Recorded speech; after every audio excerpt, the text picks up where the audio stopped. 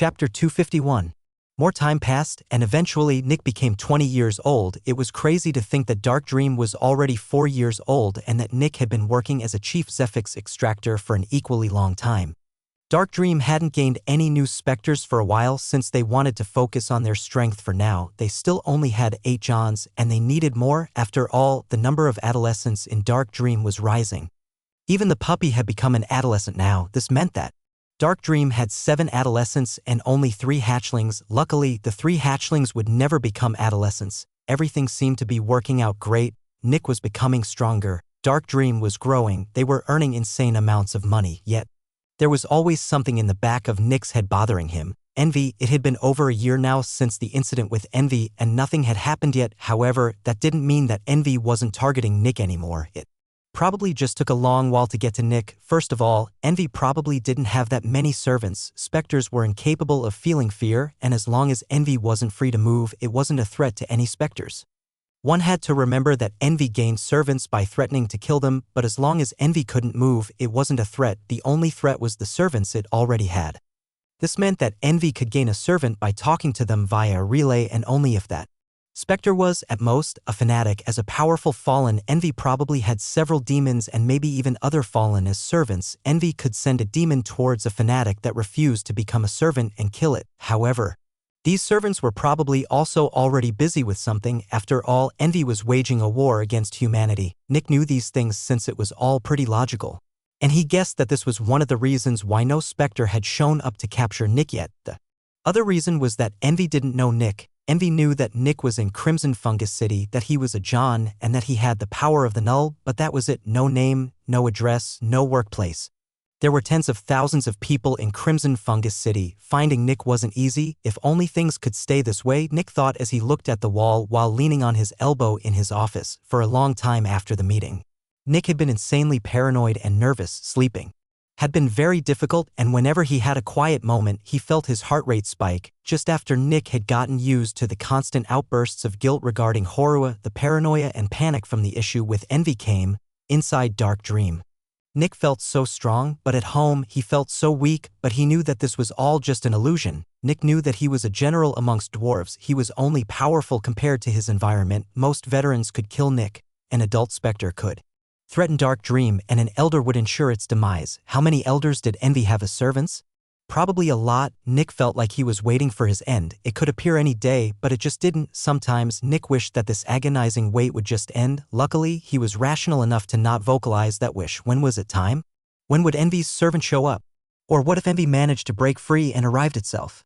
Nick sighed once again. He had worked in his dream job for 4 years, but not even a single one of them was filled with light or happiness, all because of his stupidity, all because he offered an 11-year-old a position as a Zephyx extractor. Nick was getting tired. He didn't want to feel this guilt anymore. He didn't want to feel Envy's pressure anymore. What was the point of becoming more powerful at this point? At any moment, a Spectre would appear that didn't care whether Nick was a John or a veteran, and if Nick told anyone in the city, he would be killed. Sure, Simon was fine with letting Envy target Crimson Fungus City since that would take the heat off a different city, but the inhabitants of the city obviously didn't think like that. Nick's mind stretched towards the ball of foreign Zephyx in his body. He felt the warm but also threatening heat from Simon's Zephyx. At least, even if I get captured, Envy won't gain anything. Nick took a deep breath. Additionally, I get to go out on my terms. Whenever Nick felt like the pressure and terror overwhelmed him, he looked at the foreign Zephyx in his body. This was his way out. He wasn't stuck in this situation. Even if his entire life spiraled out of control, he still had control over the end of his life. And when Nick looked at the foreign Zephyx, it calmed him down. He still had some agency left in this world. However small it was. After a break, Nick decided to return to work and continued writing things on some sheets of paper. By now, Nick had become very good at reading and writing. Knock, knock. Nick was startled as someone knocked on his door. Ever since that incident with Envy, it was much easier for Nick to get startled. But within a second, Nick calmed down again. "Come in," he said with a neutral tone. The door opened, and one of the clerks greeted Nick with a bright smile. "Boss, you got a visitor," she said with some happiness. Nick raised an eyebrow before he saw someone walk through the door. It was a young man with blue hair who was smiling with deep kindness. When Nick saw him, He also got excited. "Julian!" Nick shouted with a wide grin as he stood up. Julian smiled back. "Long time no see, Nick." Chapter 252. "Come in. Come in." Nick shouted as he gestured to one of the chairs before nodding towards the clerk. The clerk nodded back, closed the door behind Julian, and went back to her workplace. Julian laughed a bit and sat down. "It's still difficult for me to view you as a chief Zephix extractor. And yet, you obviously are one."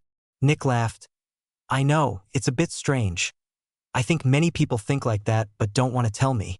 By the way," Nick added after he remembered something, "I heard that you managed to become a specialist. Is that true?" Julian laughed a bit in embarrassment. "Where did you hear that from?" "From Winter," Nick answered. "I wanted to keep it a secret for longer," Julian said, but his tone indicated that he didn't mind. "I knew that I shouldn't have told Vernon, he's such a blabbermouth." After Julian said that, Nick seemed to lose some of his high spirits. Nick was thinking about his second big meeting with the manufacturers, which had happened several months ago, however. Nick couldn't talk about these things since these meetings were highly confidential. "You seem troubled," Julian said with a peaceful tone. Nick looked at Julian, then he sighed. "Yeah, it's just that during the last meeting, Vernon brought up the matter about raising the taxes in the dregs once again. And, this time, the governor accepted the proposal," Nick answered. "The people in the dregs now have to pay 104 credits per month. Luckily, with the Riker strikers and the money sink gone, the people of the dregs have it quite a bit easier to gather credits. After all, the Riker strikers no longer keep stealing to give credits to the money sink. So, even though the taxes have increased, the actual strain they have on the dregs has lessened." Julian looked at Nick. "That sounds like a good thing. Why would that make you feel like this?" Nick sighed again. "Because it's only momentary. Kugelblitz won't dare to ask about a raise in taxes yet since they just got a raise last meeting. But within the next 3 years, the taxes will probably get raised once again, which will put the dregs back into its old position." Nick furrowed his brows. "I just don't understand how someone can live with dooming so many innocent lives."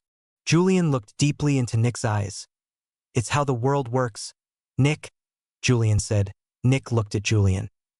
"To be frank, I still don't understand why you are so dead set on improving the lives of people who couldn't care less about you," Julian added. "The people in the dregs stole from you when you were at your weakest. When you were stronger, they feared and despised you. When you were poor, they hated you for owning nothing. When you were rich, they hated you for owning too much. No matter what you do or what you own, the people in the dregs will hate you." Nick looked at the table with a conflicted expression. He couldn't see how several mouths opened all over Julian's face. "Why save people that hate you?" The mouth spoke in an enchanting cadence. "What has Crimson Fungus City ever done for you? No one would blame you if you just ignored all these people that hate and despise you.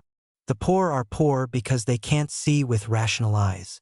They are blinded by hate and envy."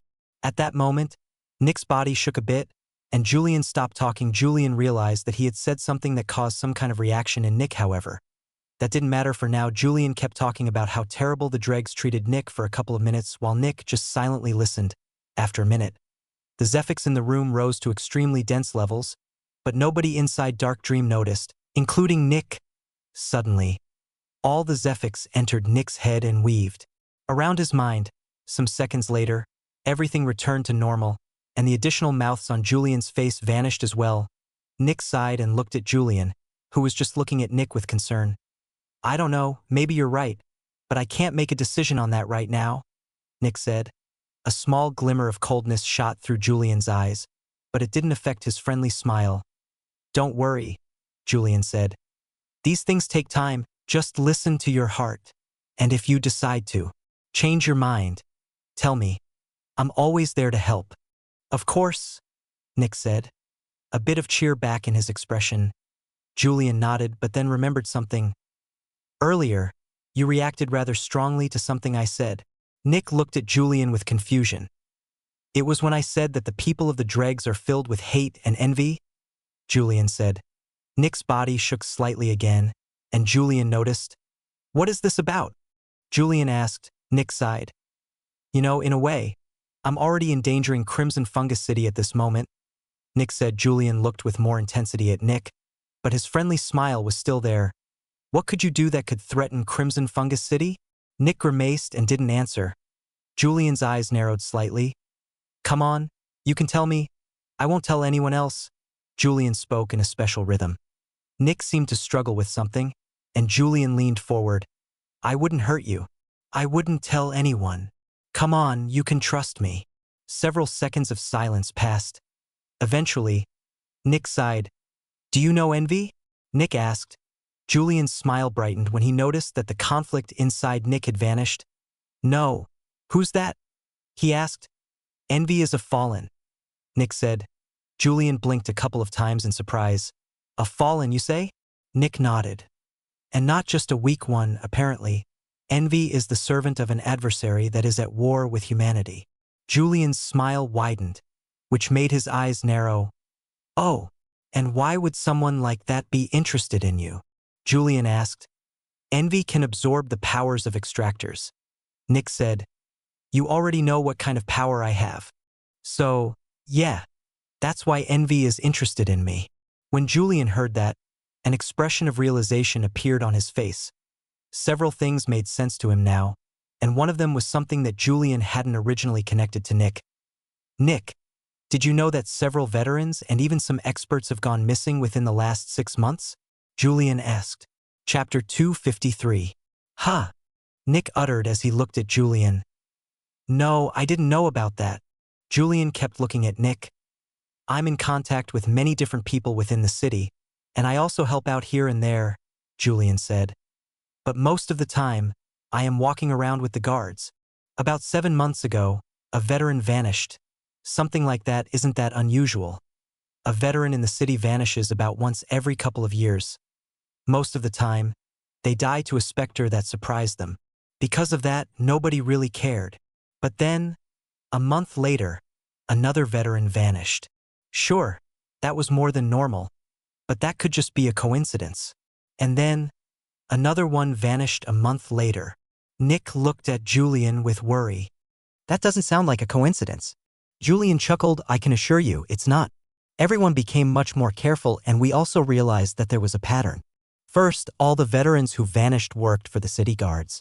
Second, a couple of days before they vanished, they acted very strangely. They didn't want to go to work, and they constantly talked about feeling like someone was following them.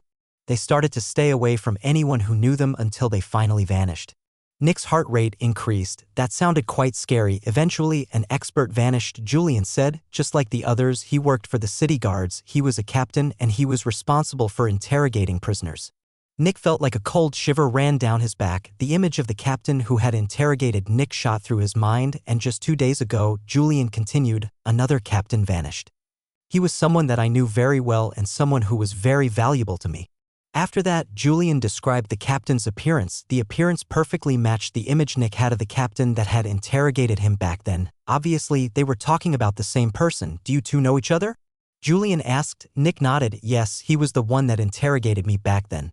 A quick light of realization shot through Julian's eyes. Why did he interrogate you? Julian asked. Just tell me everything surrounding the incident. Oh, sure, Nick said absent-mindedly. A while ago, I was investigating the Riker Strikers because I suspected that their leader was a specter. Nick told everything that had happened to Julian, the money sink, the dark room, the greater relay. His meeting with Arya and the governor, his meeting with Simon, everything he knew about Aegis, the foreign force of Zephix in his body that allowed him to blow himself up, everything. The more Julian heard, the more his smile turned sinister. All of this made a lot of sense now. A foreign specter had come to the city, and it tried to find out who Nick was and where to find him. Julian had already known that something like that had happened as a powerful specter himself. He knew very well what it took to become powerful and how these specters acted. Julian knew almost all the specters within the city, and he didn't know of any specter that could make veterans and experts vanish just like this without leaving any trace. However, Julian hadn't been sure why such a specter had shown up or what they were searching for. Usually, such powerful specters had it much more difficult when entering a city than a weak one. The reason was that they displaced a lot of Zephix while moving. Every city had innumerable advanced devices that scanned everyone and everything that entered the city. A higher density of Zephix would be picked up much more clearly by these devices. Because of that, specters didn't want to leave the cities in which they had Become powerful even more. Very powerful specters needed very powerful food, and when they fed, the entire city would notice and become wary. This made it extremely difficult to feed more than once unless the specter knew exactly how and where to hide inside the city. When the veterans had vanished, the city had started looking for adults and elders. When the experts had vanished, the city had started looking for elders and fanatics. After all, since feeding was so difficult, a specter wouldn't waste their feeding opportunity on weak food. However, that was true only under normal circumstances. What if the specter's goal wasn't actually becoming more powerful? What if it was information gathering? A series of events shot through Julian's mind. A servant of envy was tasked to find Nick within Crimson Fungus City. Not knowing who he was, the servant started to abduct city guards. After all, the city guards should have some kind of central registry for people, and they probably also saw many people. Eventually, the specter found out that a huge incident had happened, which should be the incident the servant had heard about when Envy had seen Nick. After that, the specter found out that a captain must have interrogated the target. So, the specter abducted a captain but found out that it had been the wrong one. However, the captured captain knew who the right captain was, and just 2 days ago, the specter had gotten that captain. And now Julian looked at Nick. The specter knew who Nick was. If everything continued happening the same way, Nick would vanish in something like 28 days. Even more, Julian was quite certain that Nick wasn't the target of an adult, elder, or fanatic. No, Nick was most likely the target of a demon, a level 6 specter. Julian grinned maliciously as he looked at Nick. While Nick realized that his time was approaching, Envy's servant was here. Within a month, Nick would vanish. When Julian saw the terror in Nick's eyes, he grew annoyed. Nick, all of this is unimportant. You can just forget about all of this, Julian said. Nick looked with confusion at Julian. Huh? He uttered. What were you talking about?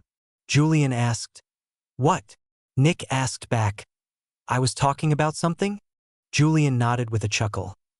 You seem to be quite scatterbrained recently. You were just telling me about your plans for the next big meeting. Oh, Nick asked. Oh yeah, right. Actually, I don't really have a plan for that meeting, Nick said. Julian chuckled a bit. Then why did you bring it up? I don't know, Nick said with a laugh. After a bit of small talk, Julian left Dark Dream. He finally knew which specter kept stealing his food. One of the veterans and one of the experts who vanished had running wagers with Julian, which would have soon paid out. Someone had dared to grab Julian's food not once but twice, and now it wanted to grab a third piece. This was Julian's city. Even the parasite had to follow his rules. If this unknown specter had just asked Julian for Nick, Julian would have most likely handed him over. But that fucker ate a veteran and even an expert. Those were valuable pieces of food. Julian narrowed his eyes. Even though he was only a fanatic, Julian had his ways of dealing with intruders. Chapter 254. After Julian left, Nick returned to working with an improved mood. His talk with Julian helped Nick forget about all the troubles and the stress. Sure, Envy was probably still searching for him. But for now, there was no sign of any of Envy's servants being anywhere close to the city. Who knew? Maybe it would take another decade for them to turn up. Julian said not to worry, and Nick believed in Julian. There probably wasn't much to worry about for now. The day passed without any incidents, and eventually, it was time for Nick to go to sleep. For a change, it was surprisingly easy to fall asleep today. Nick just didn't feel as worried as usual, and he fell asleep rather quickly. We hate you. You don't deserve your wealth. You don't deserve your power. Nick was on top of a small mound of corpses, and a mob of people were clawing at his feet in hatred. Nick held a bar of gold in his hands, and he looked at the people below him with worry. The people of the dregs. They hated him. They wanted to kill him.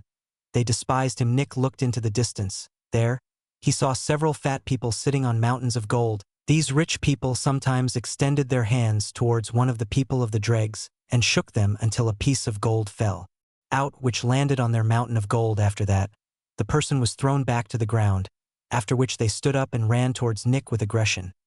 The mountains of gold were so high that the people on the ground couldn't even see the rich people on top of them. The only things they witnessed were their empty pockets, Nick sitting on a mound of corpses, and Nick holding a gold bar. Obviously, Nick was killing everyone and gathering their wealth. They hated Nick. He deserved to die. Nick was terrified as hundreds of people clawed at his feet. I'm sorry, Nick shouted. I want to help you. Please. Just give me a bit. I will improve your lives. Yet, the people just kept shouting for his death. Nick gritted his teeth, tore a piece off his gold bar, and threw it into the crowd. The people glanced at the cold piece. Then, they noticed that the gold piece in Nick's hands was bigger than the one on the ground. You're greedy. You don't deserve your wealth. The people ignored the gold on the ground and clawed at Nick's feet again. One of the rich people climbed down from their mountain, grabbed the piece of gold on the ground, and returned to their mountain. Nick tore more and more off his gold bar and threw it into the crowd. Yet, the crowd always found a reason to attack Nick eventually. Nick threw incredible amounts of gold at all the people in the dregs, and all their pockets were filled with gold, while the crowd kept attacking Nick more. And more rich people grabbed poor people to shake their money out of their pockets. The poor people became more and more injured by the continued shaking, and the more injured they became, the more they hated Nick. They despised Nick. They hated him. They wanted to kill him. Nick's fists began to shake. He was so furious. Why were they this stupid? Were they animals? Could they not see the true cause? What had he done to them? Why did they hate him? Did he deserve to be hated that much? Nick started to hate the people as well. Crack! Nick rammed a gold bar into someone's skull, killing them. The corpse fell onto Nick's mound of corpses, making it a bit bigger. The crowd of people only became angrier. Their clawing intensified, and Nick was pulled down from his mound. An army of hate-filled expressions approached his face and bit into his flesh. H! Nick shouted as he suddenly shot up from his bed. He was covered in sweat, his eyes were teary. His heart was racing. For a while, Nick just looked downward. It was just a dream, Nick said, and yet, it didn't feel like a dream. Nick felt like what he had just experienced was real. After regaining his bearings, Nick went back to sleep. But as soon as he fell asleep, the same dream appeared eventually. He shot up again after a short cry. Later, the dream reappeared a third time. After that, Nick couldn't fall back asleep again and decided to start the day early. The day went by as usual. When it was time to sleep again, Nick had the same dream, and again days passed. Nick became unfocused. He was constantly tired. He felt like the world was weighing on his shoulders. Small problems looked like huge problems. Whenever Nick saw someone from the dregs, the images from his dreams seemed to overlap with them. He saw the creatures of his dreams in the people. They hated him. They despised him. For no reason, he was trying to help them, but they still secretly hated and despised him. No matter what he did, he could never become a part of them. Couldn't they see that he was trying to help? Why did they hate him? Hey! Nick was taken out of his thoughts as he heard something. He looked around but couldn't find the person that spoke to him. Hey! Hey! Buddy! Down here! Nick furrowed his brows and looked at the floor. Right now, Nick was standing on top of a grate, and through the small slits, he could see something. A rat. What? Nick asked. You've been having some troubles recently, eh? The parasite whispered through the grate. Nick took a deep breath and just continued walking. Hey, hey, hey! Don't just walk away. The rat shouted. Nick ignored the rat. The parasite was a plague upon this city. If he could, Nick would kill the parasite right here and now. I know how to get rid of your nightmares. Nick stopped walking.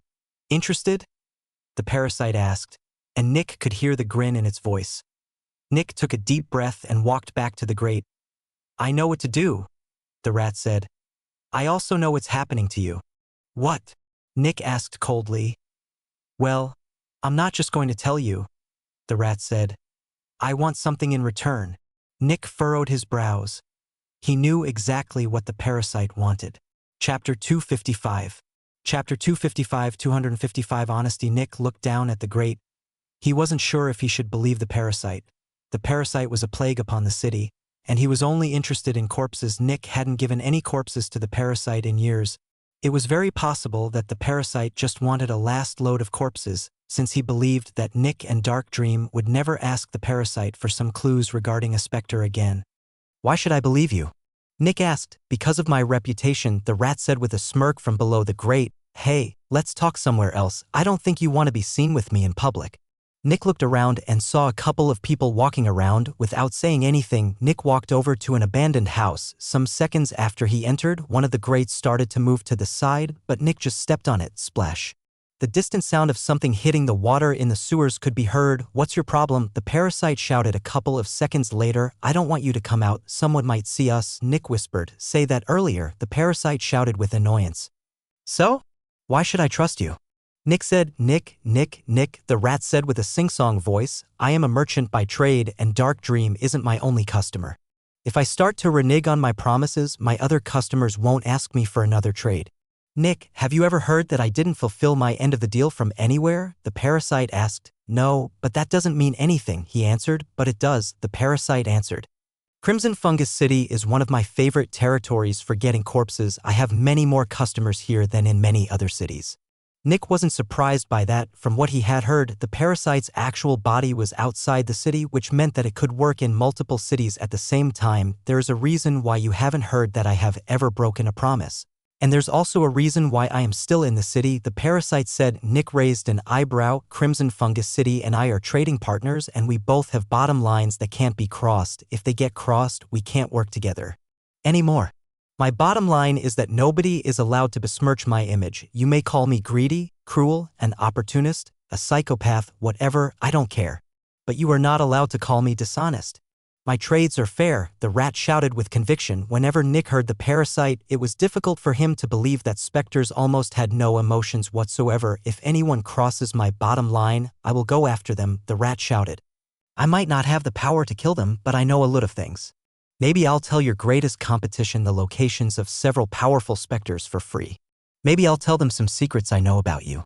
I might not have a lot of hard power, but I have a lot of soft power," the parasite proclaimed with confidence. "Okay," Nick answered, unimpressed. "So, nobody is allowed to call you dishonest. However, that doesn't mean you are honest.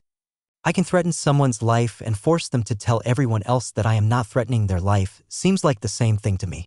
Surprisingly, the rat chuckled a bit. "Nick, I was talking about my bottom line. What about Crimson Fungus City's bottom line?" Nick furrowed his brows but didn't answer. "Do you really think it's that hard to get rid of me?" the parasite asked. "Do you really think an entire city filled with powerful extractors can't get rid of a couple of rats? Just send a couple hundred Johns and veterans into the sewers to kill the rats, get some expensive equipment that can find life so that you don't miss any. Go stuff all the holes in the wall, go poison the waters of the sewers with rat poison. You might not get rid of all of my rats, but the effort of getting into Crimson Fungus City would be far greater than what I would get out of it. That would mean that trying to get into Crimson Fungus City represents wasting more Zephyx than I could potentially get. Sure, it's a big act and all, but isn't it worth it? After all, according to everyone, I'm one of the biggest nuisances in the city." Nick thought about the parasite's words. If the city guards actually put their minds to it, they could probably eradicate the parasite's presence within a couple of days or weeks like this. They would have gotten rid of one of the biggest tumors of Crimson Fungus City, but they didn't. They could, but they didn't do that. Nick remembered that the governor had asked several times about the investigation status regarding the parasite in the yearly meetings. Yet, all the manufacturers barely delivered any information. Had the governor asked for forces to eradicate the parasite in the past? Had the manufacturers simply answered with excuses about why they couldn't help? Nick didn't know. However, one thing was certain: getting the parasite out of the city wasn't impossible, and it also didn't need a genius to come up with these solutions. Yet, the solutions were not used. That could mean only one thing: the city didn't want to get rid of the parasite, or more precisely, not the city but the manufacturers. And why was that? Because trading with the parasite was advantageous. The parasite made them money, and that meant that the parasite held his end of the bargain every time. Otherwise, the manufacturers would have gotten rid of him already. Nick's question had been answered. The fact that the parasite was still in Crimson Fungus City after decades of being inside it meant that it was honest and delivered on its promises. The manufacturers didn't want to get rid of it.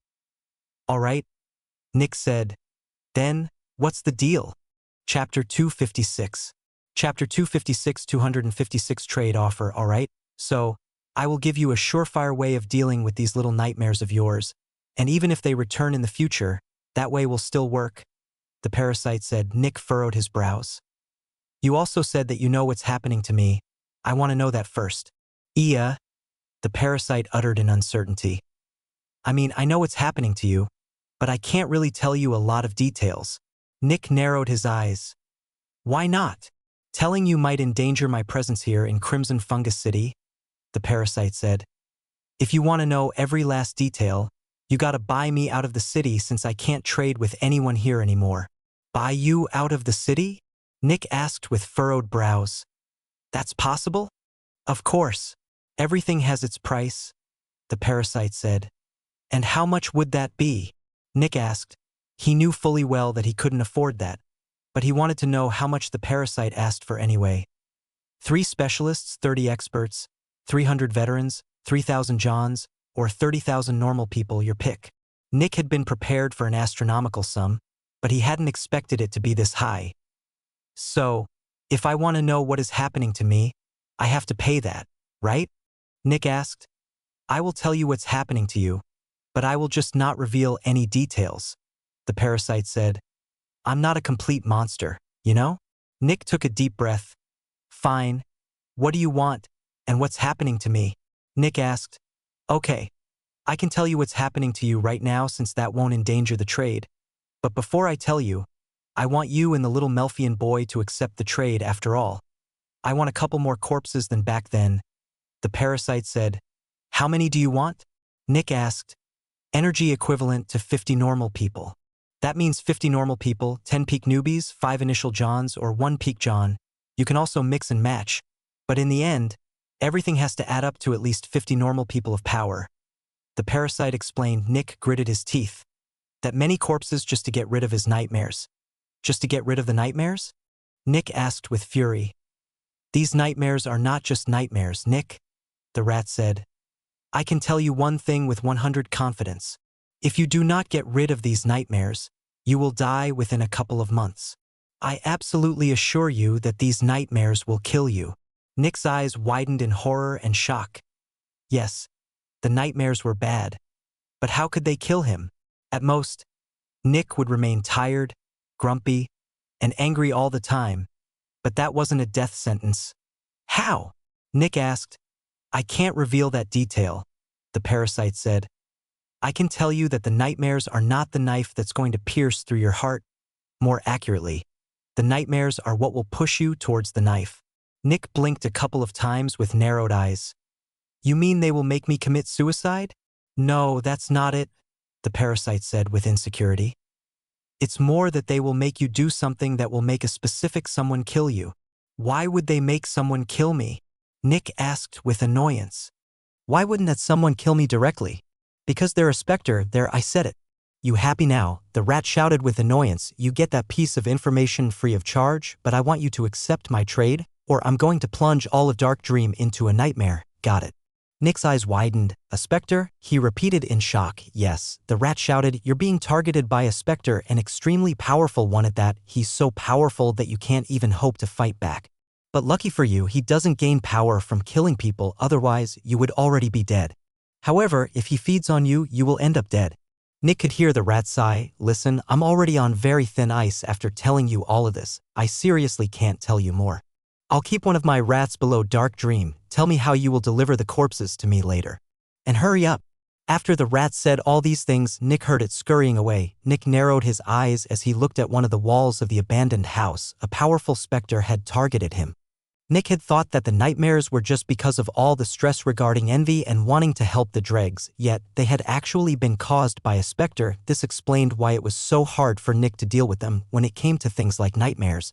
There were things that one could do against them. However, when these same nightmares were caused by a specter, there was nothing one could do unless one killed the specter, but the parasite said that the specter was extremely powerful and that Nick had no hope of fighting against it. I need more details. Nick thought as he exited the abandoned house, halfway to Dark Dream. Nick had a thought. Wait. If the nightmares are caused by a specter, can another specter get rid of them? Could the dreamer get rid of them? That's most likely the solution to my problem and also why the parasite demands the corpses now instead of asking for them. After knowing that this is caused by a specter, it's not very difficult to come to that solution, which means that the parasite basically already told me what to do.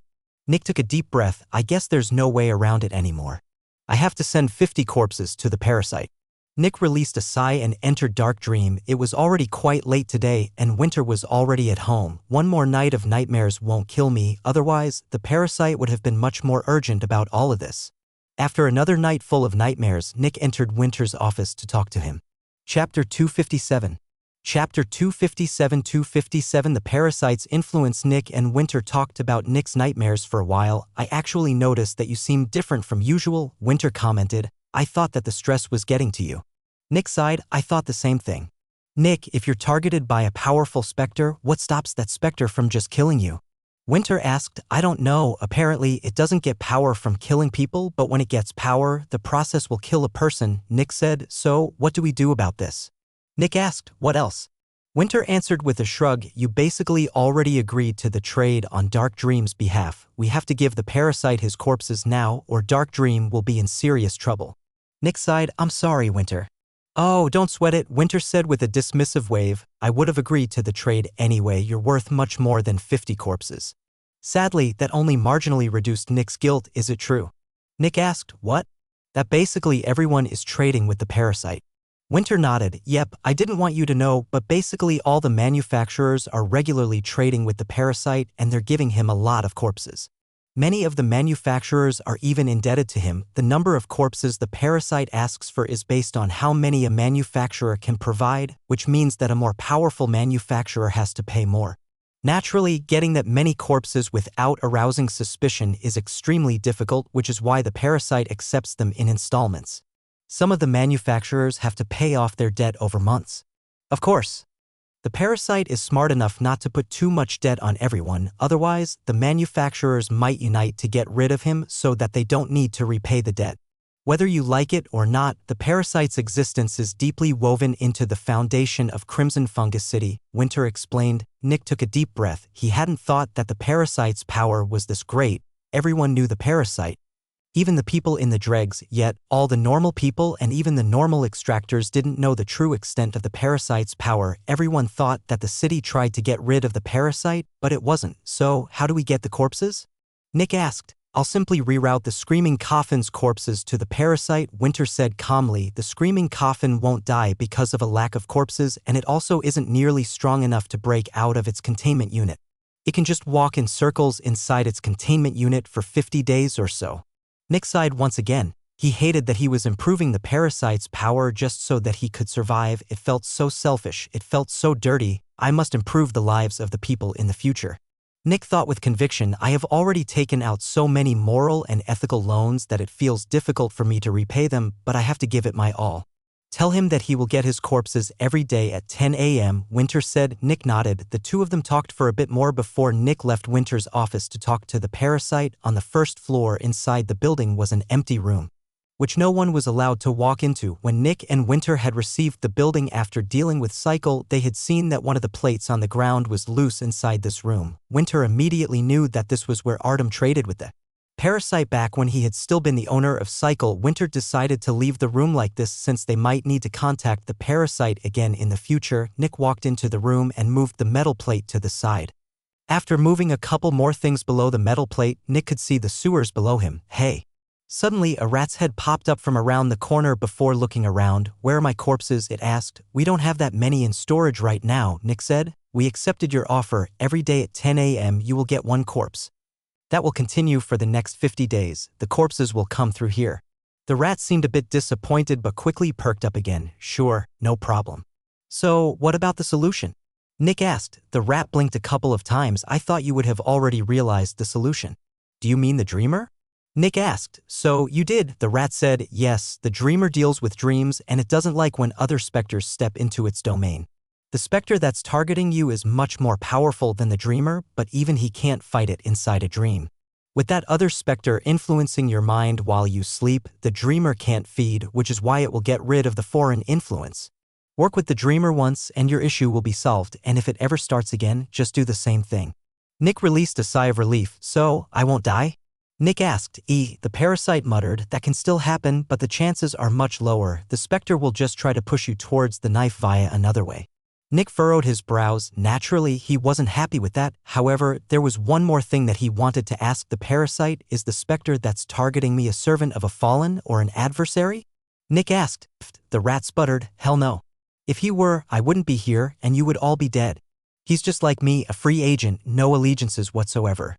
Nick took a deep breath and sighed. He wasn't sure whether he should be happy or not. He honestly didn't know what option he would prefer. Nevertheless, it was time to wait for Envy's servant to strike again, but before that, Nick needed to pay the dreamer a visit. Chapter 258. Chapter 258 258 Renegotiation. Nick told Jenny that he would take one shift of working with the dreamer today. As a reason, he said that he wanted to be familiar with all the specters and that he hadn't worked with the dreamer for a long time. Naturally, Jenny immediately gave Nick the next shift, and a couple of hours later, Nick walked into the dreamer's containment unit. Jonathan was the one who had just been working with the dreamer, and Nick woke him up as soon as he entered. Obviously, Jonathan immediately became panicked when he saw Nick. Why was Nick here? Did Jonathan do something wrong? However, Nick quickly calmed Jonathan down, and Jonathan left the containment unit. Now, only Nick and the dreamer were left inside the containment unit. Nick looked at the dreamer, who only silently looked back. Today, we're going to work together, Nick said. The dreamer didn't answer. Nick lay down near one of the walls and closed his eyes. Some seconds later, Nick felt the dreamer standing beside him. Some seconds passed, and some more seconds, and even more. After several minutes, Nick opened his eyes and furrowed them as he looked at the dreamer beside him. Is there an issue? Nick asked. The dreamer, who stood directly beside Nick, just looked at him. Nick just looked back with annoyance. I'll ask again, is there an issue? Nick asked. Scratch. Nick looked down and saw that the dreamer had scratched the floor with one of its talons. Do you want to say something? Nick asked. Scratch, scratch. The dreamer's talons scratched twice. Nick took a deep breath. He hadn't thought that it would actually happen, but he had thought about something like this happening, a change in power dynamic. It had always been Nick and Dark Dream that dictated the rules, not the dreamer, but now things were different. After looking through all the memories of all the people who had worked with the dreamer, it knew that Nick was the chief Zephyx extractor. It knew that Nick was far more important than normal employees. All right, Nick said. 1 scratch for yes, 2 scratches for no, 3 scratches for that. This question isn't important. Do you understand?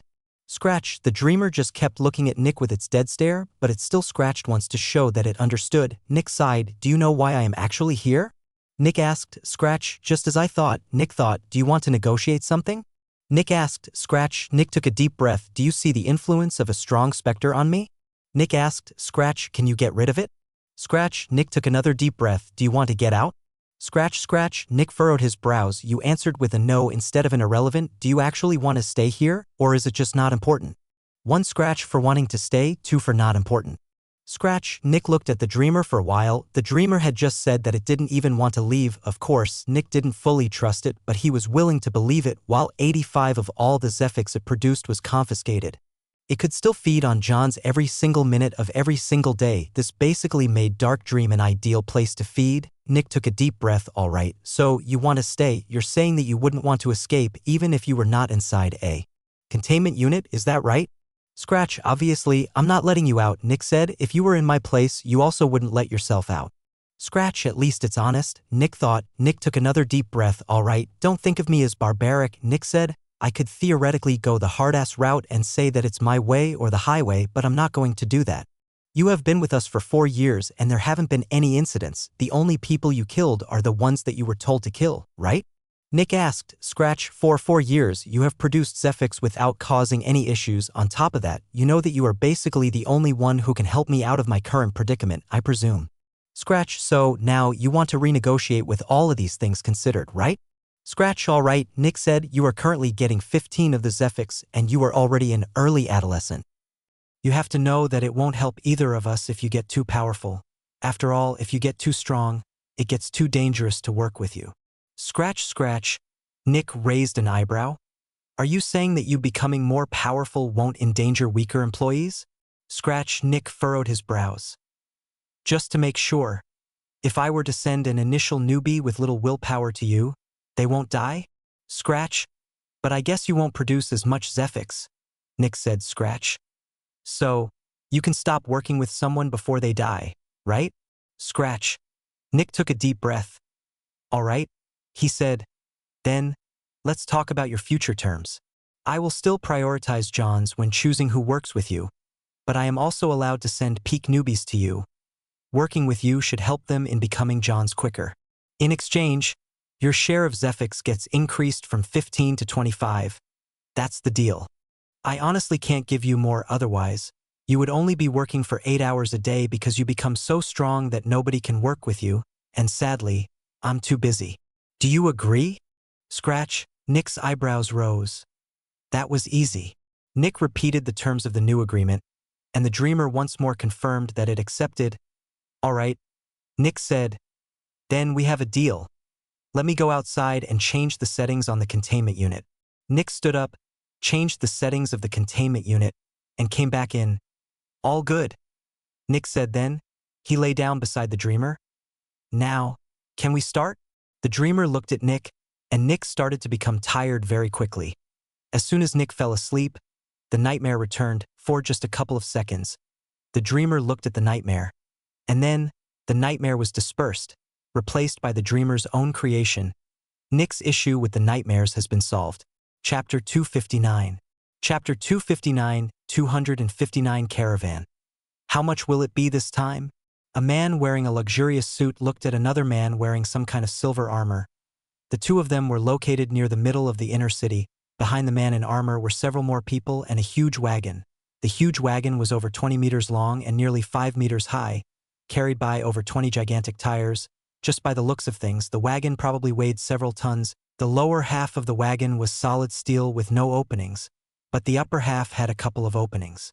To let light in, if one looked through the openings, one would see a luxurious interior filled with several beds. For people stood in front of the wagon, near several grabbable parts. Usually, people would feel shocked after seeing the 4 people. After all 4 of them were experts. Yet, no one even batted an eye at the wagon and the people since they were here every month. It was a trading caravan, and the 4 experts were there to pull the wagon, yes. Their only job was to pull it. Around the wagon were 5 other people, looking at the interior of the inner city with boredom. All 5 of them were specialists, level 5 extractors. But there was one more person, the one in the silver armor, the one who was currently talking to the person in the suit. This person had a shocking identity. He was a hero, a level 6 extractor, and he was the leader and owner of the trading caravan. They moved from city to city, buying the local specialties at a low price and selling them at a much higher price. There was a lot of money to be made this way. After all, traveling through the outside world was supremely dangerous in general. There were 4 kinds of specters outside the cities. First, freshly born specters. Naturally, these kinds of specters were very weak and valuable. Almost all of them were hatchlings. Second, specters that had to flee from a city to survive. Those ranged from hatchlings to fanatics and even to the occasional demon. Third, specters that operated from outside any cities, like the parasite. Those specters tended to be very dangerous, and something like this was generally only considered possible after a specter became a fanatic. Lastly, specters that had destroyed a city. Almost all of them were fallen, and they were very rare. If one was lucky, one wouldn't meet any specters except for some hatchlings, which could be sold for a ton of money in any city. However, if one was unlucky, one could come across an extremely powerful specter. And even if the specter was so powerful that it didn't care about the group, it might decide to use the group of humans to sneak into a new city, after which the group would die. Of course, going outside was extremely dangerous. But that was why trading between cities was so valuable. And these people earned their living this way. The food has proven to be a great hit, the man in the silver armor said to the man in the suit. The man in the suit was a representative from the city, sent to negotiate with the trading caravan. We're glad to hear that, the man in the suit said with a friendly smile. I presume you want more this time? The man in the silver armor nodded. Not many people are interested in the big mosquito larvae of the city, but the few that have tried them love them. I think I'll take a stock of about 150 kilograms of those this time. The man in the suit nodded and wrote something on a small piece of paper. People also love your rusty cubes. I keep telling them that they are called mixed meat cubes, but they just keep referring to them as rusty cubes due to their color. The man in the silver armor said with a laugh. I get it. The other man answered with a laugh. Put me down for 800 kilograms of those.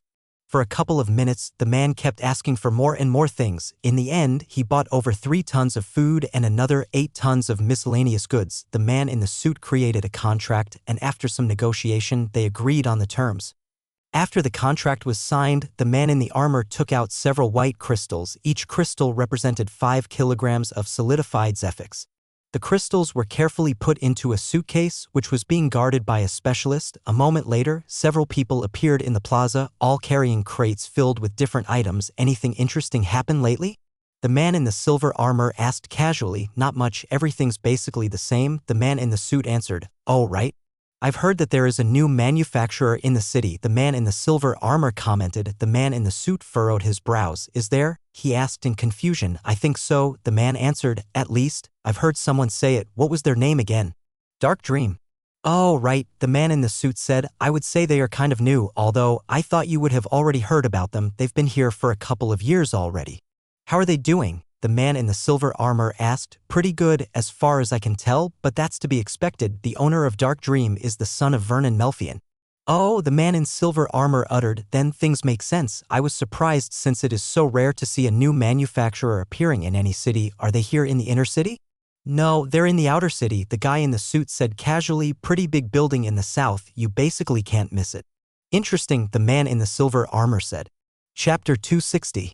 When all the wares were loaded into the wagon, the caravan turned around and traveled out of the inner city. In the outer city, they followed one of the major roads towards the south. The leading man of the caravan looked a bit to the west, and he saw a couple of big buildings, yet one of them was quite a bit taller than all the other ones. With his powerful senses, he could read the sign of the distant building. Dark Dream. We're going to continue traveling tomorrow, the leading man declared. The other people in the caravan just nodded and started talking to each other before they split up to look at the city. The leading man went into the huge wagon and looked at the distant building of Dark Dream. His eyes were scanning the entrance of the building at all times. As soon as the target appeared, he would get it. He had been on this mission for over a year now, and he looked forward to going back to his normal routine. However, some minutes later, something unexpected happened. The man looked towards the gate of the inner city. Just now, a young blue-haired man walked out of the gate, and by the looks of things, he was walking right towards the caravan. Even more, the distant young man looked directly at the man in the silver armor inside the huge wagon. The silver man noticed that and furrowed his brows. A specialist? What did a specialist want from him? Well, with luck, the specialist wanted to join them. The blue-haired man stopped about 5 meters away from the wagon and looked at it with a smile. One of the specialists of the caravan noticed that and rudely stepped between the blue-haired man and the wagon. Hey, you're not allowed to be here, he reprimanded. The blue-haired man didn't even turn to the specialist. Instead, he just looked at the wagon. You really don't want the following words to reach the ears of any onlookers, Julian, the blue-haired man said. Inside the caravan, the man in silver armor furrowed his brows. He wasn't sure what the blue-haired man wanted, but he still used his Zephyx to create a barrier that isolated sound. Something like that wasn't difficult to achieve when one had many years of experience with manipulating Zephyx. Julian just smiled politely. Then, more and more mouths opened on his face. The eyes of the man in silver armor turned lifeless and absent-minded. What do you want? A terrifyingly deep voice came out of the wagon itself. There was no reason to hide anymore. The blue-haired man obviously knew the wagon's true identity. You've taken my prey, the many mouths spoke at the same time, their lips beautiful and their teeth immaculately white. And why should I care? The wagon asked. You're no threat to me. The Zephyx in the surroundings increased, and everything around Julian and the wagon seemed to turn blurry. From the outside, it looked like a blue-haired man was just politely talking to a man in silver armor, but in truth, an amalgamation of beautiful mouths was facing a transforming wagon of steel. The man in the silver armor vanished, just like all of the furniture inside the top of the wagon. The wagon expanded upward, and its skin split apart into the shape of several windows with metal bars. Inside each window were several malnourished humans of all ages, sexes, sizes, and power levels. All of them were just hopelessly looking outside at Crimson Fungus City. A select few of them were shouting loudly, hoping that anyone on the outside would notice their pleas, but based on the lack of enthusiasm of the other humans, it was probably hopeless. The top of the wagon grew until it revealed a long and gaunt figure of plates, wires, and razors. Finally, its true form was unveiled. Its humongous torso was an amalgamation of prisons, and several long and powerful arms of steel extended out of the prisons, all controlled by the gaunt figure of metal growing out of the top of the prisons. Most shocking of all was that all the humans in the prisons were real. They were actual humans that were being imprisoned. This was the prison, a demon. It was a mid-demon, and it gained power by imprisoning people. The more powerful and numerous the people were, the more Zephyx it gained. With its incredible illusion powers, it traveled from city to city, acting like a trading caravan. The 10 people traveling with the wagon were all illusions, and how did it hide from the sensors in every city? The Zephyx crystals. Naturally, the sensors always alerted the city that something with a lot of Zephyx was moving through the gate. The only thing the prison had to do was to show the crystals. Obviously, the crystals were the reason for the alarm. Like this, the prison traveled from city to city, and whenever it saw a good target, it would consume it, which would end up with the target being trapped inside one of the cells of its abdomen. And to make sure that nobody connected the Disappearances with the caravan. The prison left an illusion of said person behind for a couple of days. Lastly, it was also one of Envy's most powerful servants. Why should I care? The prison repeated, its voice dark and metallic. I am a servant of Lord Envy, General of the Almighty Famine. Crawl back to wherever you came from, the prison shouted with its metallic voice. You have barely reached the 5th level. While you might be powerful in this little city of yours, your power is worthless in the wider world, the prison said. I am a servant of Lord Envy, General of the Almighty Famine. Crawl back to wherever you came from, the prison shouted with its metallic voice, and be glad that I am not forcing you to become my servant right now. Silence, but then all the mouths started to grin and laugh. Lord Envy, the mouth said, Almighty Famine. True, I am far weaker than any of those. I am even weaker than you. But this is my city.